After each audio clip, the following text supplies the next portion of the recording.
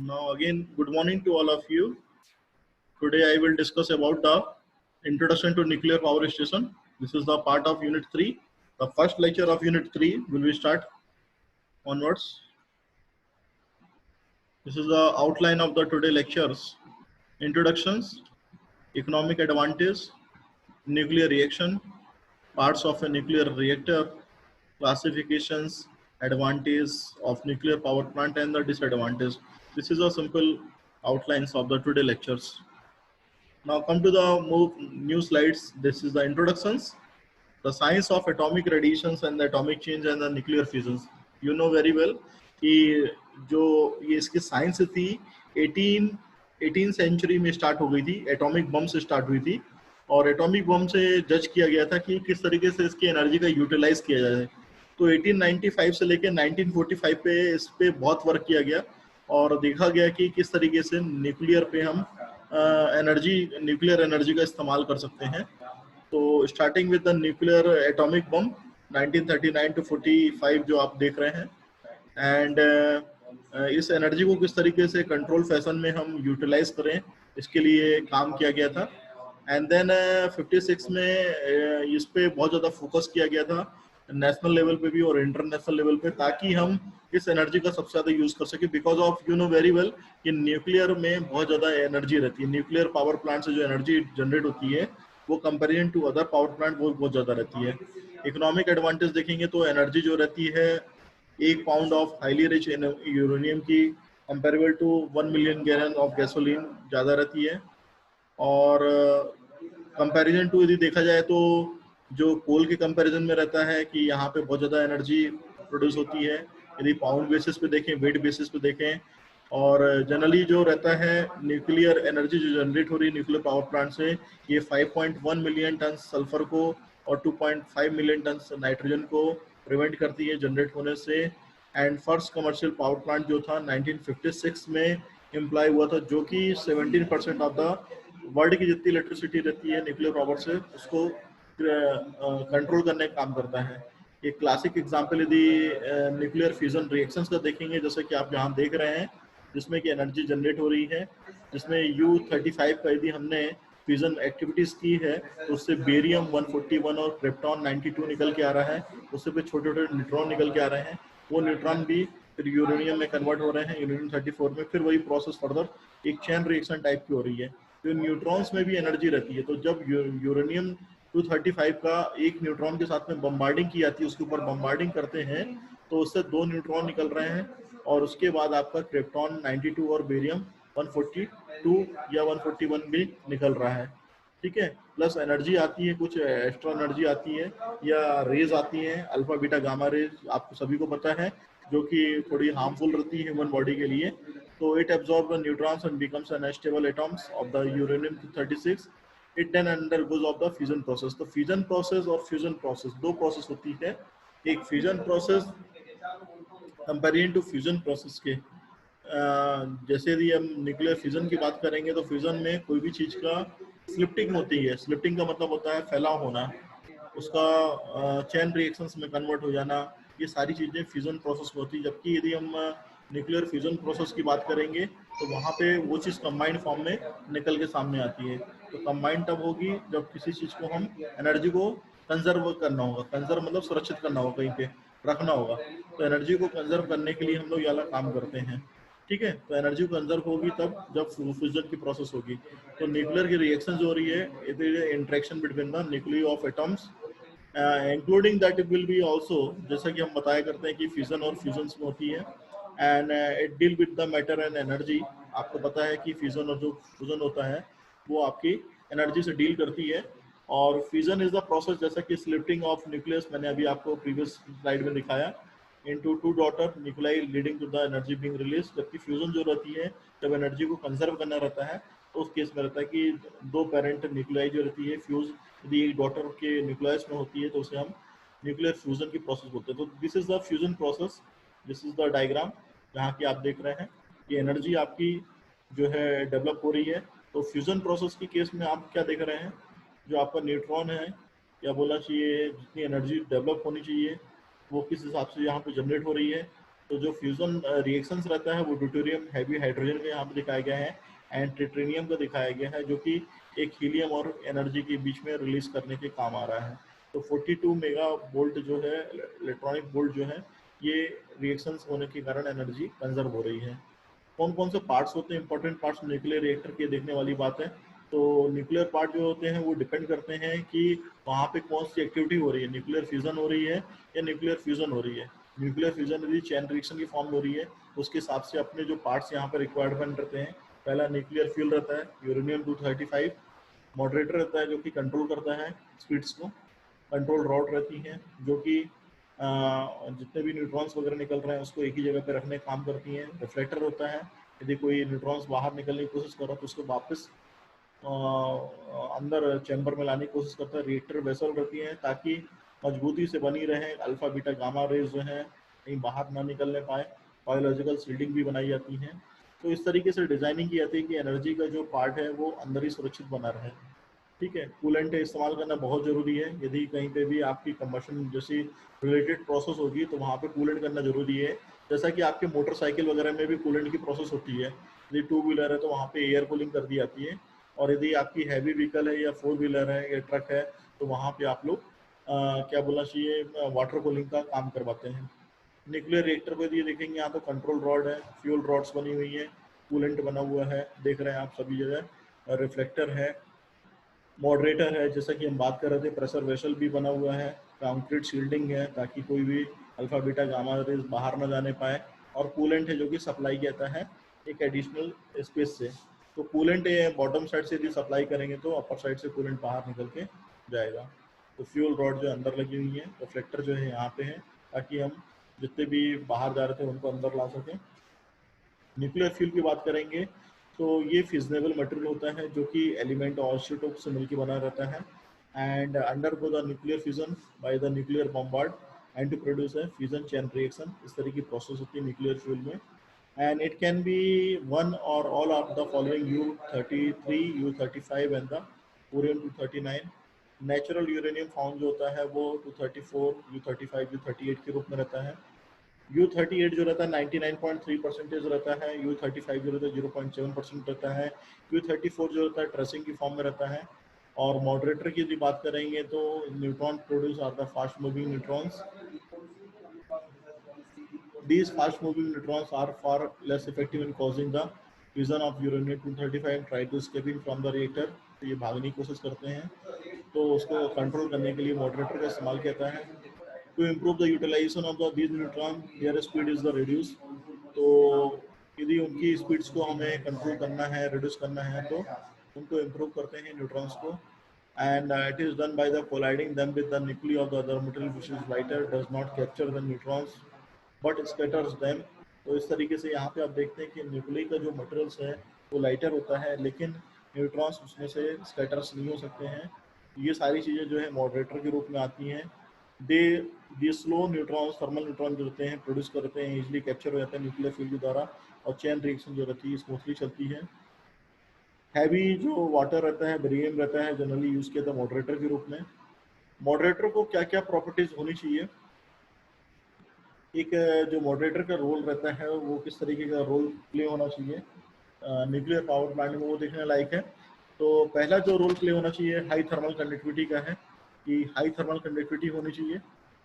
और दूसरा यदि आप देखेंगे उसमें तो लार्ज क्वांटिटी में प्योर फॉर्म होना चाहिए, ऐसा नहीं कि इम्प्योरिटीज हो उसमें। यदि आपकी लार्ज क्वांटिटी में अवेलेबल है तो उसको हमारा बोलना चाहिए कि प्योरिटी हो उसमें, कहीं पे भी कहीं पे भी उसका वो।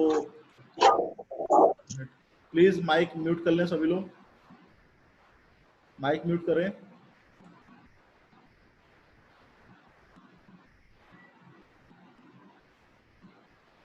जी। तो it should be available in the large quantity in the pure form. It should be have high melting point in case of a solid moderators and low melting point in case of a liquid moderator. It should provide good resistance to corrosions. It should be stable under heat and the radiation. It should be able to thus slow down neutrons. Control lot का जो function होता है, energy जो produce हो रही है reactor के अंदर, fusion of nuclear fuel during the chain reaction is so much. तो कंट्रोल लोड का काम होता है कि एनर्जी को एक ही जगह पे सराउंडिंग स्ट्रक्चर्स पे रखने का रहता है, और जितनी भी रेडियो एक्टिव फ्यूजन प्रोडक्ट्स निकल के आ रहे हैं उनको भी बाहर जाने से रोकने से बचाने के लिए कंट्रोल रॉड का इस्तेमाल किया जाता है।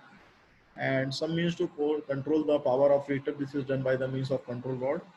एंड द सिलिंड्रिकल शीट के फॉर्म में रहता है, बोरॉन और कैडमियम का रहता है। And these rod can be moved in and out of the hose in the reactors for assembly.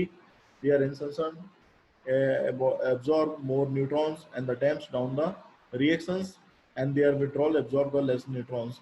तो कोशिश की आती है कि जितने भी न्यूट्रॉन्स हैं उनको एब्जॉर्ब कर लिया जाए ताकि वो न्यूट्रॉन्स बाहर ना निकलने पाए, या बोलना चाहिए जितनी भी रिएक्शंस हो रही है वो अंदर ही अंदर रिएक्शंस हो। और कोशिश ये की आती है कि कंट्रोल रॉड का मेनली फंक्शन रहता है कि कम से कम न्यूट्रॉन्स को एब्जॉर्ब करें ताकि हम एनर्जी को जितना ज़्यादा हो सके यूटिलाइज कर सकें। तो जितने भी आपके कंट्रोल्स रॉड्स होती हैं तो उनकी जो पावर ऑफ रिएक्शंस, न्यूट्रॉन की पावर ऑफ रिएक्शंस को कंट्रोल करने का काम करता है control rod. And it can be done by the manually और द ऑटोमेटिकली। रिफ्लेक्टर काम होता है जितने भी न्यूट्रॉन बाहर की तरफ भाग रहे हैं उसको वापस अंदर लाने का काम रहता है, रिफ्लेक्ट बैक करने का काम रहता है। और यदि कोई भी न्यूट्रॉन्स यदि अनएब्जॉर्ब है, will try to leave the reactor, उसको लेके आने का काम रहता है। दूसरा, जो भी फ्यूजन प्रोसेस में एक्टिविटीज़ हो रही हैं और उनको एब्जॉर्ब किया जाता है फ्यूल रॉड के द्वारा, मॉडरेटर के द्वारा, कूलेंट के द्वारा और स्ट्रक्चर मटेरियल के द्वारा। तो ये सारी चीज़ें एक्टिविटी होती है। यदि वहाँ पे आप रिफ्लेक्टर लगाते हैं, सपोज घरों में यदि आपने कोई मिरर लगा दिया है या बोलना चाहिए ग्लास लगा दिया है, तो कोई भी चीज़ बाहर से अंदर की तरफ नहीं आ सकती और अंदर से बाहर की तरफ नहीं आ सकती। तो किसी भी चीज़ को यदि अंदर से बाहर जाने के लिए रोकना है किसी भी माध्यम के द्वारा, या वो फैन लगा हो, ट्यूबलाइट लगी हो, टेबल चेयर हो, कोई भी चीज़ हो, कोई भी मीडियम हो सकता है जिससे वो चीज़ बाहर की ओर जाने की कोशिश कर रही है, तो उसको प्रिवेंट करने का काम करता है बाहर जाने से। तो that is called a reflector,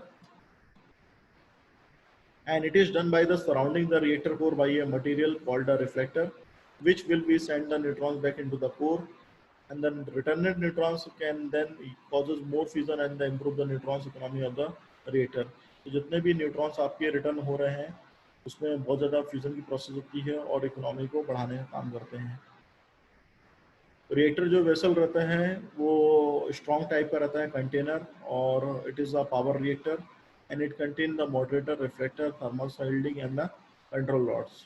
तो यहाँ पे जो मॉडरेटर, रिफ्लेक्टर और थर्मल शील्डिंग है, कंट्रोल रॉड है, इन सबको संभालने का काम करता है रिएक्टर वेसल। जैसे कि बॉयलर की वेसल होती है वैसे रिएक्टर की वेसल होती है, जो कि सारी यूनिट्स को, सारे कंपोनेंट्स को, सारे पार्ट्स को अपने अंदर सेफ जोन में लेके चलता है। Biological shielding, alpha beta gamma rays जितनी भी निकल रही हैं उनको प्रिवेंट करने का काम करता है बायोलॉजिकल शील्डिंग, क्योंकि यदि ये रेज जो है बाहर जाएंगी तो हो सकता है ह्यूमन बॉडी के लिए हार्मफुल रहे। तो shielding the radioactive zone in the reactor room, possible radiation hazard is also to protect. And during the fusions of the nuclear fuel, during the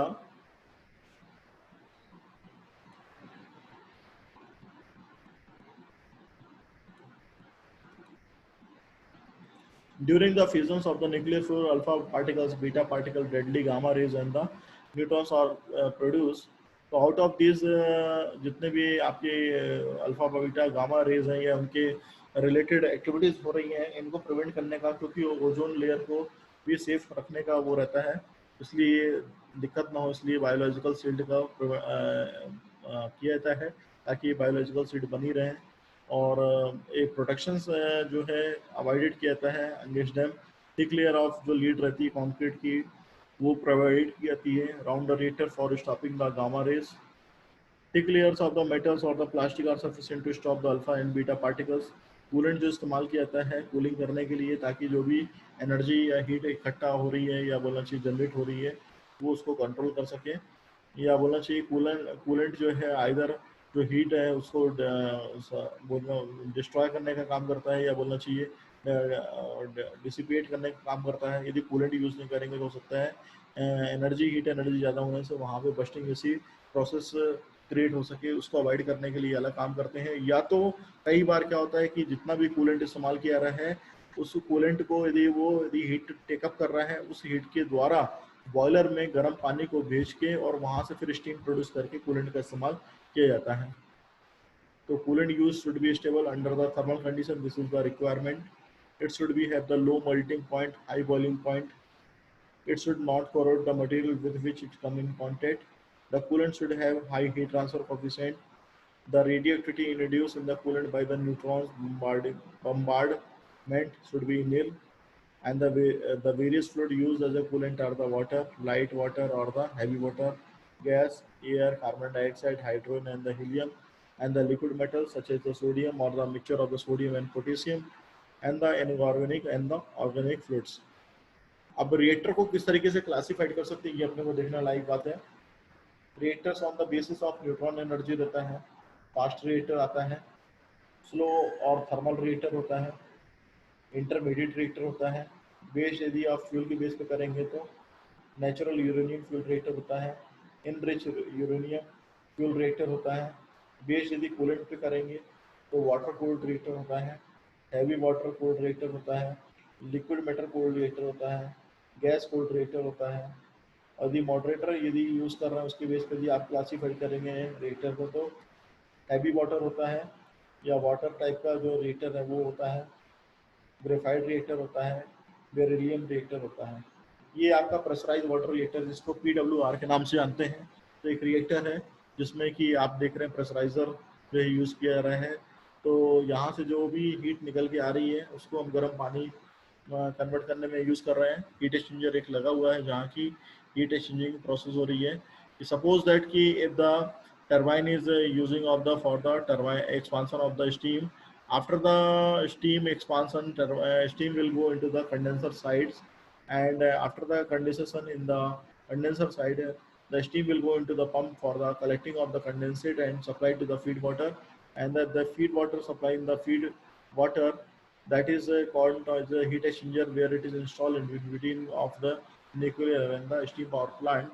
There will be a chances of the heat exchanging between taking place because of the pressurized heated water is supplying from the sides.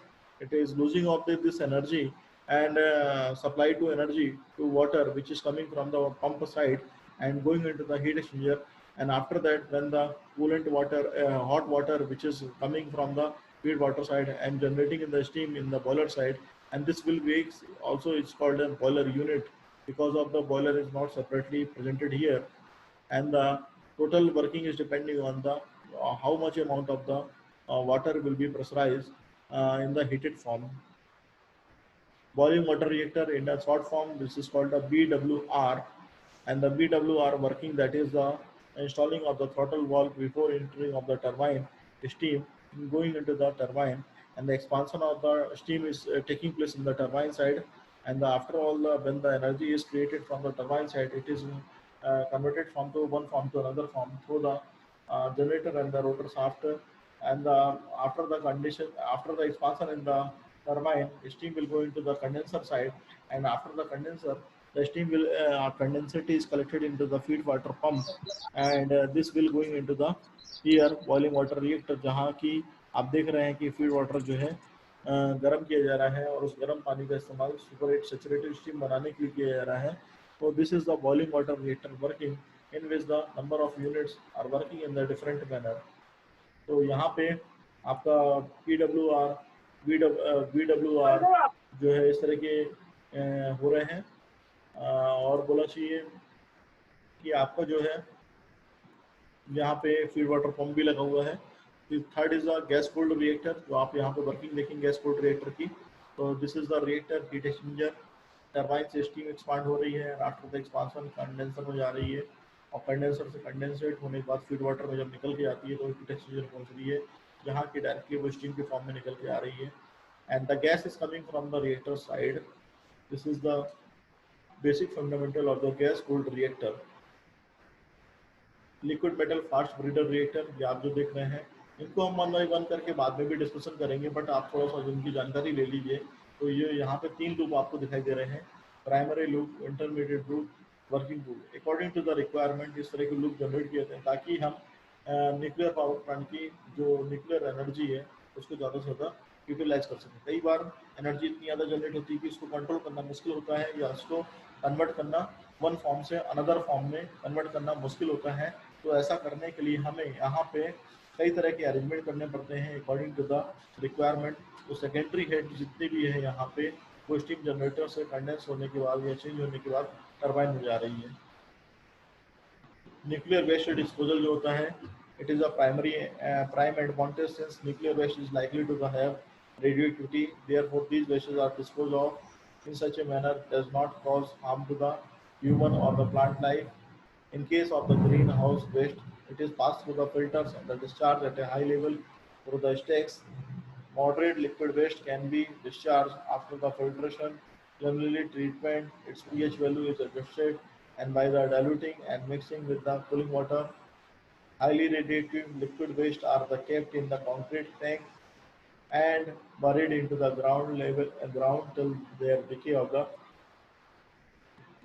radioactivity. क्या क्या advantage होते हैं nuclear power plant के? First is the space requirement जो रहती है वो कम जरूरत पड़ती है। दूसरी जो रहती है consume very small amount of the fuel. तीसरा जो रहता है रिलायबिलिटी ऑपरेशन में बनी रहती है। चौथा जो है it is not affected by the adverse weather condition. पांचवा जो रहता है it is well suited to meet large power demands. जब कभी ज़्यादा पावर की डिमांड बनी रहती है तो न्यूक्लियर पावर स्टेशन जो है फुलफिल करता है रिक्वायरमेंट को। छठवां जो है मटेरियल जो एक्सपेंडिचर हो रहा है मेटल स्ट्रक्चर पे, पाइपिंग पे, स्टोरेज पे और मैकेनिज्म पे, वो कम रहता है comparison to the other type of the coal burning power plant.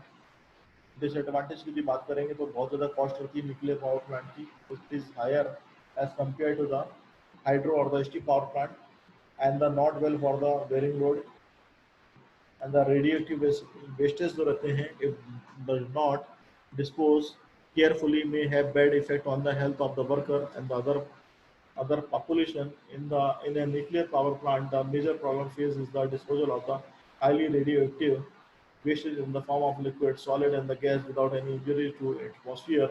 Maintenance cost जो भी प्लांट की बहुत हाई रहती है and the it require the trained personnel to handle nuclear power plant. So this is the today lecture. If you have any question, please ask me.